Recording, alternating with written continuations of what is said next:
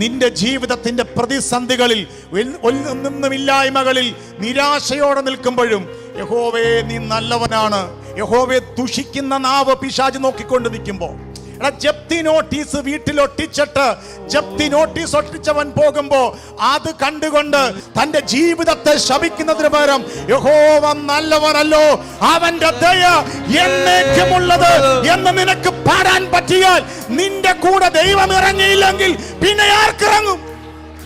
നിന്റെ ജീവിതത്തിന്റെ പ്രതിസന്ധികളിൽ, നിന്റെ ജീവിതത്തിന്റെ ഒറ്റപ്പെടലുകളിൽ, നിന്റെ ജീവിതത്തിന്റെ ഹല്ലേലൂയ ഇല്ലായ്മകളിൽ നീ അവിടെ നിന്നുകൊണ്ട് ഒരുത്തനും നിന്നെ സഹായിക്കാതെ നിൽക്കുമ്പോഴും കൈവക്കി യഹോവ നല്ലവനല്ലോ, അവന്റെ ദയ എന്നേക്കുമുള്ളത് എന്ന് പറഞ്ഞാൽ, എന്ന് പാടിയാൽ, നിന്നെ സഹായിക്കാൻ ഇറങ്ങി വരുന്ന